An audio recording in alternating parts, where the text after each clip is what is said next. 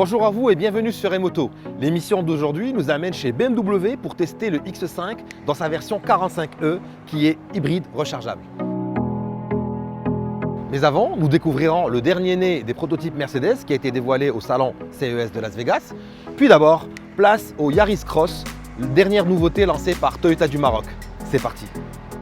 De plus en plus disputé, le marché national des SUV citadins accueille un nouvel acteur fraîchement lancé par Toyota du Maroc, le modèle Yaris Cross. Plus qu'une Yaris surélevée, ce nouveau véhicule affirme sa propre personnalité à travers un look musclé et aguicheur sous tous les angles.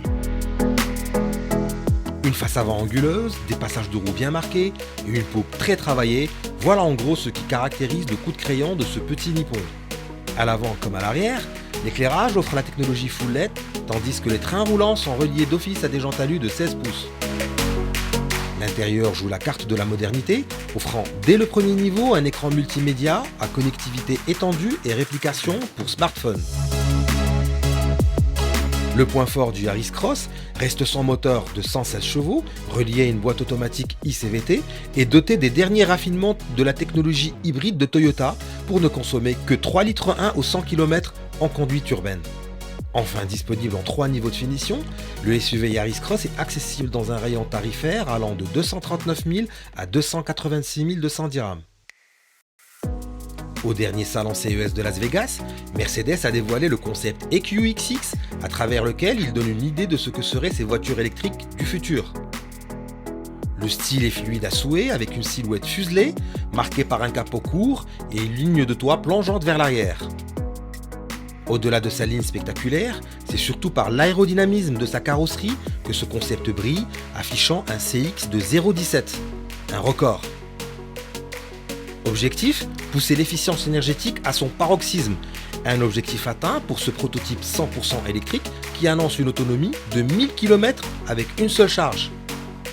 C'est aussi dans le but d'une faible consommation que l'intérieur, taillé pour 4 adultes, a été réalisé avec des matériaux composites et allégés.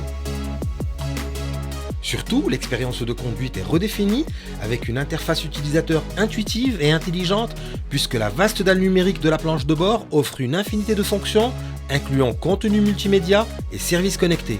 Enfin, et c'est une bonne nouvelle, cette planche de bord hyper digitale figurera bien dans les prochains modèles de Mercedes.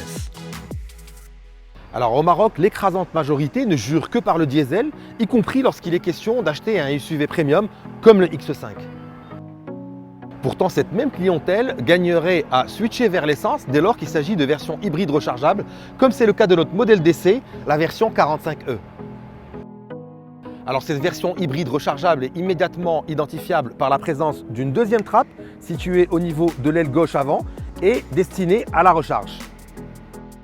Alors extérieurement, on retrouve tous les attributs stylistiques du X5 et notamment cette grande calandre à double naseau, les air breathers, c'est les prises d'air au niveau du bouclier, ou encore ces phares à technologie full LED adaptatif. Alors qui dit X5 dit aussi gabarit imposant, avec une hauteur de 1,75 m, ma taille, et une longueur surtout de 4,92 m.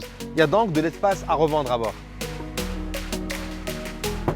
Alors petite précision tout de même, le coffre est plus petit que celui des versions diesel et essence, et ce du fait de la présence de batterie. En revanche, c'est quand même un coffre suffisant avec 500 litres. Alors l'habitabilité est très bonne au niveau de la banquette, mais même si on est très bien installé à l'arrière, c'est plutôt à l'avant que s'apprécie le plus le X5 comme nous allons le voir. Il s'apprécie le plus avec ce poste de conduite en cuir étendu et superbement fini, et aussi avec le cockpit 100% numérique qui affiche plusieurs données, notamment celle de l'état de la batterie. Et puis sur l'autre modèle d'essai qui reçoit le pack M, qui est la finition la plus chic, l'équipement est somptueux, incluant notamment le toit ouvrant panoramique, de beaux sièges en cuir ou encore cette clé écran qu'on peut configurer, ainsi qu'un pack d'aide à la conduite, incluant notamment l'avertisseur de sortie de voie ou encore l'alerte de collision frontale avec freinage d'urgence automatique.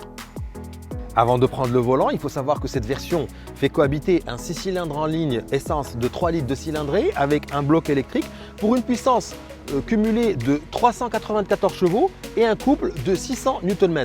C'est suffisant pour gommer les 2,5 tonnes de ce mastodonte. On retiendra aussi que grâce à ses batteries de 24 kWh, le X5 se recharge via une prise classique domestique en 6h30, mais seulement 30 minutes via un superchargeur. Alors la première impression qui nous vient au volant, c'est le silence, vu que l'on évolue en mode hybride, et ça participe réellement au confort de roulement à bord. Mais lorsqu'on sollicite le 6 cylindres en changeant de mode de conduite, en enclenchant par exemple le mode sport, le X5 change de tempérament et cela se ressent aussi bien au niveau de la sonorité qu'au niveau du comportement dynamique. La transmission intégrale xDrive joue assurément un rôle clé dans la tenue de route et elle nous permet de mieux aborder les routes sinueuses et les reliefs. L'autre point fort de ce X5 hybride, c'est son autonomie 100% électrique qui est annoncée à 88 km. Et grâce à cela, sa consommation mixte peut descendre jusqu'à 2,5 litres au 100 km. Enfin, énième argument de ce X5 hybride, c'est son étiquette écologique, grâce à laquelle il est exempté du paiement de sa vignette fiscale à 17 chevaux et aussi et surtout de la taxe de luxe. Et grâce à cela, il maintient un tarif sous la barre du million de dirhams.